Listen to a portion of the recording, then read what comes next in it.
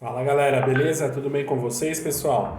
Dando continuidade aí ao nosso tema do circo, a gente vai falar um pouquinho sobre as acrobacias, sobre algumas manifestações práticas que tem no circo, pessoal. E a primeira que a gente vai falar sobre, dando um geral, sobre as acrobacias. Os exercícios de acrobacia são os pioneiros entre as modalidades circenses, pessoal. E não se tem certeza quanto à sua origem. Alguns estudos dão indício de que essa técnica começou na China, onde foram encontradas pinturas de 5.000 anos atrás, onde estão retratadas acrobacias, contorcionistas e equilibristas, pessoal. As artes cênicas, né, em geral, elas existem desde que o homem começou a se expressar fisicamente. Então, desde a antiguidade, com as manifestações religiosas, isso estava muito conectado com a dança.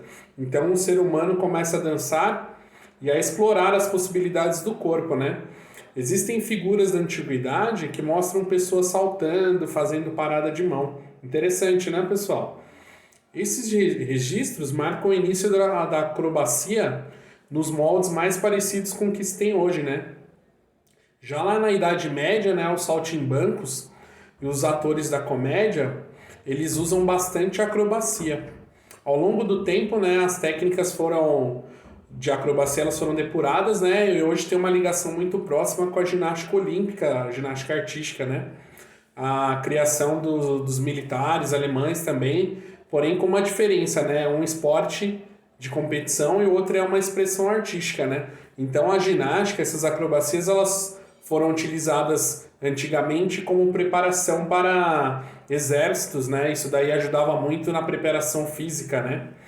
Então, fisicamente, a acrobacia é um exercício físico que se aproxima de um exercício completo, né? Trata-se de uma disciplina que lida com saltos, com equilíbrios, né? E tem até com cama elástica, né? Com mini trampolins. Por conta disso, né? Trabalha todas as partes do corpo, sendo que fundamentalmente é exigido muito do abdômen, devido à musculatura mais profunda do abdômen, que é o core, fazer com que a gente consiga realizar essas acrobacias, tá? No circo, as acrobacias elas envolvem desde acrobacias individuais, né? Como rolamentos, estrelas, paradas de mão e de cabeça, flic-flac, mortal, como também acrobacias em duplas, modalidade mão a mão e em grupos como as pirâmides, tá? Elas podem ser realizadas com auxílio de aparelhos como a cama elástica, como o mini trampolim, como a báscula, como a barra russa, como a maca russa, tá? Realizando saltos e acrobacias no ar, entre outras variações. Esse que está na nossa tela aí, pessoal, a gente está falando sobre acrobacias com tecido, né? É, não se sabe ao certo, né, quando essa modalidade do tecido acrobático surgiu.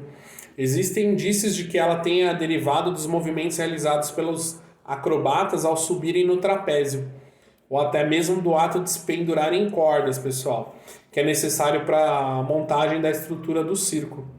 De todo modo, né, existem registros dessa atividade com uso de tecido desde 600 depois de Cristo lá na China. No Ocidente, há relatos de que a modalidade do tecido acrobático ela era praticada pelos artistas quando realizavam performance nas cortinas de cabaré, nas décadas de 20 e 30, 1920 e 1930, em Berlim, na Alemanha. Já sua forma sistematizada foi apenas observada na década de 1980 na França. A flexibilidade ou inexistência de regras para essas atividades circenses faz com que não exista uma padronização do tipo de tecido que pode ser usado, né? A altura, os movimentos necessários para a sua prática. Mas a preocupação com segurança é fundamental nessa prática, né? O tecido deve suportar até 4 vezes o peso do acrobata, né? E as amarrações devem seguir princípios pré-estabelecidos. Interessante, né, pessoal? Essa acrobacia com tecido. Agora a gente entra aí na parte de funambulismo, né, pessoal? Funambulismo é uma arte circense baseada em habilidades de equilíbrio, né? De equilibrismo, que consiste em caminhar sobre uma corda, chamada corda bamba ou maroma, tecnicamente funâmbulo, tensa em posição elevada. Essa corda está presa pelos dois extremos, né? A altura dela varia de acordo com a habilidade do executante e a possibilidade de segurança do local. Essa arte do equilíbrio está ancorada à cultura da humanidade, né, pessoal? Pois quase todas as civilizações antigas elas praticavam algum tipo de equilibrismo sobre linhas, cordas ou cabos, tá?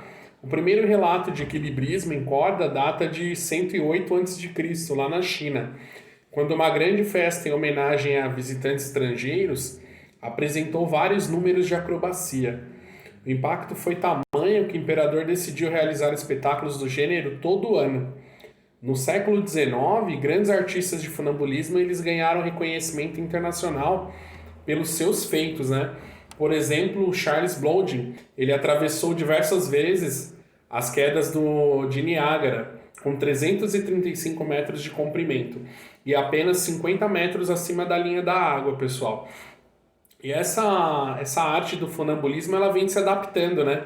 Hoje em dia nós temos aí, por exemplo, slackline, que o pessoal gosta de utilizar, né, como uma atividade física, como um esporte radical aí, né, pessoal? E na nossa apostila fala sobre o equilíbrio sobre objetos, né, como o rola-rola e o arame de equilíbrio, né, pessoal? Bem bacana também. Agora, pessoal, a gente vai estar falando um pouquinho sobre as manipulações, né, o malabarismo. Ele pode ser definido, né, como a arte de manipular objetos com agilidade e precisão. Esses objetos são itens que o artista usa para fazer o malabarismo, o qual pode ser feito com bolas, clavas, argolas, tochas, facas, serras, caixas, entre outros incrementos aí. A arte do malabarismo ela está presente nos espetáculos de entretenimento das pessoas há milhares de anos, passando pelos espetáculos de rua, palcos de teatros, picadeiros de circo, até chegar hoje a virar uma competição. Os malabaristas eles impressionam o público pela sua capacidade de manipulação dos objetos, variando as dificuldades, né? Com maior número de objetos, com objetos cortantes ou flamejantes, né? Com uma mão só, equilibrados em uma corda bamba ou em um monociclo, né? Como os palhaços fazem, né? O termo não é utilizado somente para objetos lançados ao ar, mas também há outras artes praticadas com diferentes objetos, como girar pratos, equilibrar objetos em bastões ou manusear bastões chineses, pessoal. Quanto maior é a criatividade do malabarista, né, a dificuldade de manusear os malabares, maior é a apreciação por parte do público, né? No caso das competições, ganha o malabarista que apresentar maior habilidade na arte, um misto de desafio, equilíbrio e arte, tá? Para um iniciante na arte do malabarismo, pessoal, é importante que sejam usados objetos inofensivos. A melhor dica são as bolas de malabarismo, né? Ou aquelas bolinhas de tênis mais macias, né? Começa-se, portanto, com um malabarismo de lançamento, onde a pessoa começa a adquirir as suas principais e primeiras habilidades, como equilíbrio e o manuseio de 3 ou mais objetos lançados ao ar, né, pessoal?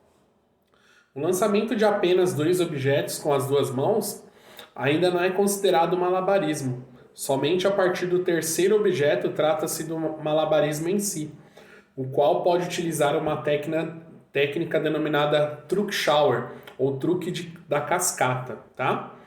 O malabarismo de lançamento, do qual a gente está falando, é na verdade somente um dos tipos de malabarismo. E ainda assim, por trás dele há complexas teorias matemáticas que calculam a rota dos objetos, para explicar a arte de jogar vários objetos ao ar e não deixá-los cair, né, pessoal? Esse tipo de estudo não envolve somente a matemática, mas também a física, né? Pois lida com termos como rapidez, velocidade, aceleração, ar, resistência e a gravidade, por exemplo. Além disso, né, para a gente calcular a trajetória de objeto, a gente observa a massa dele, né, o formato, o material com que ele é feito, né, com que ele é feito. O malabarista precisa também, né, pessoal, portanto, saber o centro de gravidade do objeto, a força que ele vai utilizar para lançar, né, e a melhor forma de fazer o lançamento, entre outras informações que ele tem que observar, né. Logicamente que é possível a gente fazer malabarismo intuitivamente, né? Com certeza lá no início do malabarismo, isso daí era muito mais intuitivo, muito mais da pessoa, né? Do que estudos, né? Dessa matemática, dessa física toda, né? Pois com treinamento contínuo, todas essas informações são calculadas automaticamente pelo cérebro, né? Que indicará para as mãos exatamente a forma com que elas devem lançar o objeto, né? Muitas pessoas já nascem, né, com esse tipo de habilidade, né, para os malabares do que outras, nascem com mais facilidade para isso, né? Isso não vai depender do conhecimento de física que a pessoa possui, né? Mas que ela consiga compreender esses termos físicos, certamente vai desenvolver suas habilidades com mais rapidez e mais precisão, né, pessoal? Referente ao malabarismo. Voltando na parte de equilíbrio também, né, pessoal? A gente tem a perna de pau, né? Perna de pau nomeia tanto uma prática motriz como um material que tem como objetivo aumentar a estatura das pessoas, né? Este pode ser construído utilizando madeira, alumínio, entre outros materiais. Nas escolas, muitas vezes as pernas de pau são construídas artesanalmente de madeira pela questão do baixo custo de fabricação. Ou até mesmo aquelas brincadeirinhas que o pessoal faz com a latinha de alumínio, né, de leite ninho, por exemplo, segurando com a corda nos pés. Existem dois tipos de pernas de pau, pessoal. Aquelas em que o apoio está nas mãos e aquelas que se fixam nas pernas e nos pés. Essa atividade pode trazer muitos benefícios, né? Além de desenvolver o equilíbrio e a coordenação, serve como uma grande aliada para alcançarmos melhorias em questões de força, resistência, autoestima, segurança e superação, pessoal. Muito bacana para a. E a gente tem também acrobacias corpóreas, né, pessoal? Podem ser de solo, contorcionismo, equilíbrios, como a gente está vendo aí na nossa imagem, banquinas e os jogos ícaros. Jogos ícaros, pessoal, é aquele em duplas, onde as pessoas fazem o lançamento do outro indivíduo com as pernas, né? Lançando ele para cima e ele realizando alguns tipos de acrobacias no alto. Tudo bem? Pessoal, nossa aula falando um pouquinho sobre as modalidades do circo, a gente falou mais sobre as acrobacias, sobre a parte de equilíbrios, né?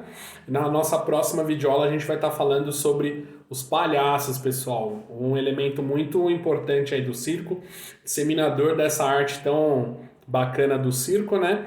Eu acho que uma das principais modalidades, né? O personagem principal do circo, né? O palhaço que traz bastante diversão e alegria pra gente. Beleza, pessoal? Essa foi a nossa aula de hoje. Agradeço a presença e a atenção de vocês e até mais, galera!